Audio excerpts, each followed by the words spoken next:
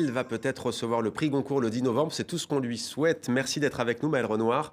Vous regardiez attentivement L'œil de Slimane. C'est une histoire qui vous passionne. Il en est question dans votre roman. Pourquoi vous intéressez-vous à cette histoire-là ? En fait, au début, effectivement, la première idée du livre, c'était d'écrire une petite histoire sur Moulay Ismaël et Louis XIV, ce parallélisme que j'avais découvert un peu par hasard dans un guide de voyage sur le Maroc. Et peu à peu, en approfondissant l'histoire du royaume du Maroc, j'ai changé le point de vue, j'ai inventé un personnage du XXe siècle, historiographe du royaume à l'époque de Hassan II, et qui va se trouver faire des recherches sur Moulay Ismaël, sur le parallélisme avec Louis XIV, dans le cadre de ses fonctions officielles. Et vous dressez donc un portrait inédit du roi Hassan II à travers donc les aventures de votre narrateur, Abdelrahman El Jarib, son historiographe. Donc, en fait, tout commence sur les bancs de l'école, précisément ceux du Collège Royal. Oui, c'est le personnage que j'ai inventé a donc le même âge que le roi. Il vient d'une famille... 15 ans. Oui, d'une famille pauvre, et il est choisi pour entrer au Collège Royal avec le prince Hassan. Donc on est dans les années 40 à ce moment-là. Et c'est un très bon élève. Cela dit, il y a beaucoup de très bons élèves dans le royaume, donc il ne sait pas exactement pour quelle raison il a été choisi. Il y a même un moment où il fantasme un peu sur le fait qu'il est peut-être né le même jour que le roi. Donc est-ce qu'il y aurait un lien caché voilà, donc c'est un personnage totalement fictif qui va...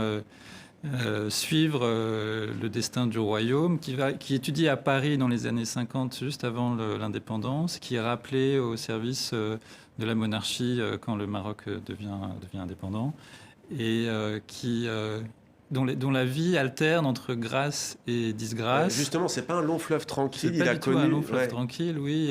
Alors, Hassan II, et ce que j'avais lu dans les biographies de ce roi, est un monarque très charmeur, très cultivé, mais parfois un peu cruel aussi, y compris avec ses plus proches. Et donc, à plusieurs reprises, mon personnage est exilé ou relégué dans des fonctions subalternes. On ne sait pas forcément toujours pour quelles raisons. Et notamment, il est envoyé en exil au sud du royaume, à Tarfaya, pendant quelques années, pour remplir une mission en fait qui n'a pas d'objet, donc qui est une sorte d'humiliation. Et ensuite, brusquement, le roi le rappelle à son service pour le nommer historiographe du royaume. Ouais. Alors, il y a des éléments, vous mélangez, vous mixez la fiction et la réalité. Comment est-ce que vous avez travaillé? Comment est-ce que vous êtes documenté? Parce que de l'autre côté de la Méditerranée au Maroc, il y a parfois, on se dit, bon, est-ce qu'il n'a pas eu un contact au Maroc? Parce que votre narrateur ressemble fortement à quelqu'un de contemporain, en tout cas, qui a vécu... En réalité...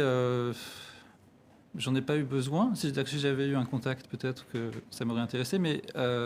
j'avais trouvé, alors à Paris, dans le 5e arrondissement, il y a beaucoup de librairies de littérature arabe et d'histoire du monde arabe. Donc, dans le quartier latin. Dans le quartier latin. Il y a aussi la bibliothèque de l'Institut du monde arabe que j'ai beaucoup fréquenté. Des livres sur Hassan II, on en trouve, des livres d'histoire, des essais, des livres de journalistes. Donc, d'ailleurs, vous ne le cachez pas, vous dites je ne suis jamais allé au Maroc. Il y a de la littérature pour le moment, et pour voyager. Oui, on peut voyager par les livres aussi, c'est quand même un des grands buts de la littérature.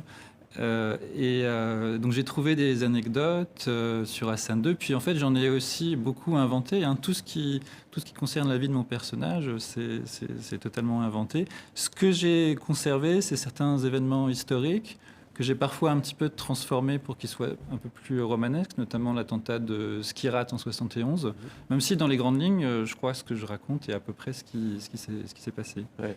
Alors, c'est quoi, en fait, d'ailleurs, celles et ceux qui nous regardent, nous qui sommes la chaîne de la francophonie, le travail de l'historiographe, il consiste à quoi? Alors, l'historiographe, c'est un personnage de la cour qui est censé noter les événements qui se passent pendant le règne du roi qu'il emploie. Cela dit, je me suis aussi beaucoup renseigné sur la fonction. C'est une fonction qui a aussi existé en France à l'époque de la monarchie. Et d'ailleurs, tout un chapitre du livre où on a aussi une exploration de cette fonction en France. Mon personnage étant d'ailleurs un peu parallèle d'un historiographe de Louis XIV qui s'appelait Pélisson, qui a aussi connu des moments de grâce et de disgrâce assez violents. Et il arrive aussi, et par exemple c'est le cas de ce Pélisson, on dit que c'est lui qui a rédigé pour Louis XIV les mémoires du roi, les mémoires pour l'instruction du dauphin. Donc j'ai aussi un peu imaginé que mon personnage pouvait, sous Hassan II, être en quelque sorte par moment la plume du roi. Ouais. C'est une fonction en fait qui peut se définir aussi en fonction de la personnalité qu'il occupe.